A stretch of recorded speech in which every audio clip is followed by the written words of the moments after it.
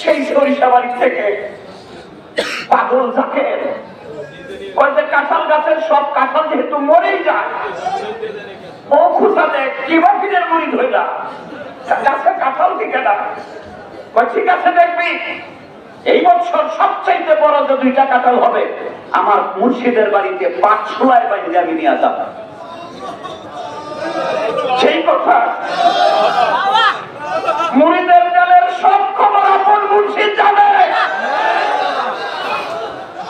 যে মুর্শিদ মুরিদের দলের খবর রাখে না, এই মুর্শিদ কখনো মুর্শিদ হতে পারে না।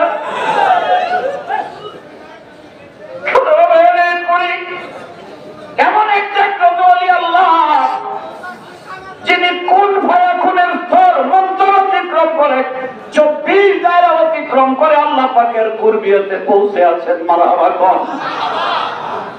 পাগলের গাছে 2টা কাঁঠাল টিকলো, অনেক বড় হয়ে গেছে। কাঁঠালগুলো কেটে 5 ছোলার 2 পাশে বেঁধে মাঝখানে সে গাড়ে করে নিয়ে আসতে শুরু করলো।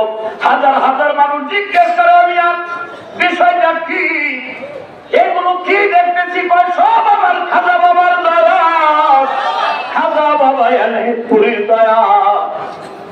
মিয়া দরবারে পৌঁছালে এই ঐতিহাসিক বড়ই তলায় তাকে দেখে নেওয়া হলো। বাবা কি আনছো? পাগল ভর্তি দিয়ে বাবা এই ঘটনা, কাঁঠাল 2টা হয়েছিল, 2টাই নিয়ে আসছি।